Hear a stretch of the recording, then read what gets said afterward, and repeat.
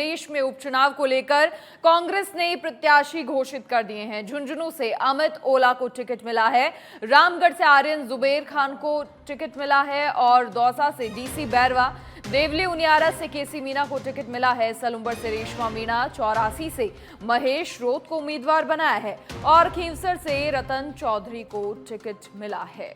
तो ये बड़ी खबर, देर रात कांग्रेस ने अपने प्रत्याशियों की सूची जारी कर दी। राजस्थान उपचुनाव में कांग्रेस ने 7 सीटों पर उम्मीदवार घोषित कर दिए हैं। झुंझुनू से वर्तमान सांसद के बेटे को मैदान में उतारा है। वहीं रामगढ़ विधानसभा सीट से आर्यन जुबेर को टिकट मिला है, वो पूर्व विधायक जुबेर खान के बेटे हैं। पार्टी ने सभी सीटों पर प्रत्याशी घोषित कर जो गठबंधन की चर्चाएं लगातार हो रही थी सियासी गलियारों में, उन चर्चाओं पर विराम जरूर लगा दिया है। भाजपा नेता सवाई सिंह चौधरी ने पत्नी को कांग्रेस का टिकट मिलते ही रातों रात पार्टी से इस्तीफा भी दे दिया और करीब 4 दिन पहले भाजपा भी उपचुनाव के लिए अपनी पहली जो लिस्ट है वो जारी कर चुकी है। 6 सीटों पर कैंडिडेट की घोषणा की थी। 84 सीट पर पार्टी ने प्रत्याशी अब तक नहीं उतारा है, जबकि उपचुनाव में नामांकन की तारीख 25 अक्टूबर यानी कल है। अधिक जानकारी के लिए हमारे सहयोगी सुनील यादव फोन लाइन पर जुड़ गए हैं। सुनील, देखिए लगातार इंतजार हो रहा था और अब कांग्रेस ने भी अपने 7 सीटों पर प्रत्याशियों की घोषणा कर दी है और इससे जो सियासी गलियारों में लगातार गठबंधन की चर्चाएं हो रही थी, उन चर्चाओं पर विराम लग गया है। बिल्कुल मनीषा, देखिए कि लंबे समय से जो इंतजार है वो हो रहा था। 7 सीटों पर जो उपचुनाव है इसको लेकर कांग्रेस में कसमकस हो रही थी कि आखिर किसको टिकट दिया जाए। लेकिन कल देर रात जो 7 सीटों पर कांग्रेस ने अपने उम्मीदवार जो हैं उनकी घोषणा कर दी है। उसके बाद में जो बीजेपी और कांग्रेस के जो प्रत्याशी है उनकी स्थिति क्लियर हो गई है। आमने सामने की जो टक्कर है वो यहाँ पर देखने को मिल रही है। एक सबसे बड़ी बात जो अभी तक चल रही थी कि कांग्रेस किसी एक सीट पर गठबंधन करेगी क्या, क्योंकि जो पीसीसी चीफ डोटासरा ने पहले मना कर दिया था, लेकिन उसके बाद भी कल तक यही कोशिश थी खींवसर सीट पर आरएलपी से कहीं गठबंधन हो सकता है। लेकिन जिस तरह से जो 7 प्रत्याशियों की घोषणा हुई तो उससे साफ हो गया कि 7 सीटों पर कांग्रेस अकेले लड़ेगी। एक दबाव जो है कांग्रेस पर वो भी बना रही थी, क्षेत्रीय पार्टियां आरएलपी बना रही थी, सीएपी बना रही थी, लेकिन कांग्रेस कहीं ना कहीं जो उपचुनाव के सहारे जो है उसकी कोशिश ये है कि अपनी जो जमीन है, जो सियासी जमीन है, उसको मजबूत किया जाए। क्योंकि अगर कांग्रेस यहाँ इन सीटों से हारती भी है तो कांग्रेस को बहुत ज्यादा फर्क नहीं पड़ेगा। तो ऐसे में इसको कांग्रेस का प्रयोग भी हम कह सकते हैं। 7 सीटों पर कांग्रेस ने एक जो अलग सियासी चाल है, जो एक नई एक्सरसाइज है कांग्रेस की, वो यहाँ पर देखने को मिली है। क्योंकि जहां कांग्रेस को जरूरत पड़ी है वहां पर परिवारवाद पर भी दांव खेला है। यानी जो झुंझुनू सीट है वहां पर ब्रिजेंद्र ओला के बेटे अमित ओला को टिकट दिया गया है। दूसरी तरफ रामगढ़ से भी परिवार के सदस्य को, यानी 2023 में विधायक रहे जुबेर खान जो जिनका निधन हो गया था, उनके बेटे को यहाँ पर टिकट दी गई है। वहीं दूसरी तरफ अगर गैर परिवारवाद की बात करें तो दौसा और देवली उनियारा में जो अलग उनका दांव देखने को मिला, यहाँ पर परिवार से टिकट नहीं दी। कई कोशिशें हुई, लेकिन बिल्कुल नया जो प्रत्याशी है जो कई सालों से जो है कांग्रेस के लिए काम कर रहा था, एक आम कार्यकर्ता की तरह, उन 2 चेहरों पर यहाँ पर दांव खेला है। दौसा से डीसी बैरवा को टिकट दिया गया है और देवली उनियारा से केसी मीना को यहाँ पर टिकट दिया है। इसके बाद में अगर बात करें, एक और जो चाल है यहाँ पर कि महिला सशक्तिकरण की बात भी कई बार सामने आती है और राजनीति में बहुत ज्यादा देखने को मिलती है। तो कांग्रेस ने यहाँ इसमें भी एक जो मास्टर स्ट्रोक है वो यहाँ पर खेला है, क्योंकि 7 सीटों में से 2 पर महिलाओं को टिकट दिया है, खींवसर से और सलुंबर से। सलुंबर सीट पर चूंकि जो उदयपुर अंचल है वहां पर कांग्रेस के दिग्गज नेता रघुवीर मीणा जो है उनका प्रभाव माना जाता था, लेकिन पिछले 5 चुनाव रघुवीर मीणा और उनके परिवार के सदस्य हार चुके हैं। इस बार भी सलुंबर सीट से रघुवीर मीणा जो का परिवार और रघुवीर मीणा खुद मजबूत दावेदारी वो जता रहे थे।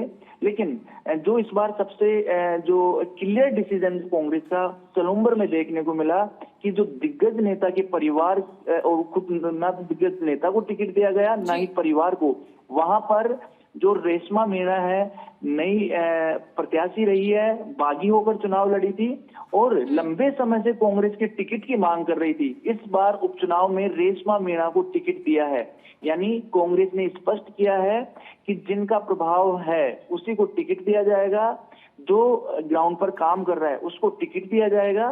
बेशक जो स्थापित परिवार अगर वहां पर है उसके बावजूद भी अगर कोई बेहतर काम कर रहा है उसी को टिकट दिया जाएगा। तो ये तमाम चीजें जो है वो देखने को मिली है। और दूसरी बात, आदिवासी अंचल की मनीषा, बार बार जो बात हो रही थी 84 सीट में, खासतौर पर ये लगातार देखने को मिल रहा था कि बीएपी जो पार्टी है वो वहां पर काफी मजबूत स्थिति में थी।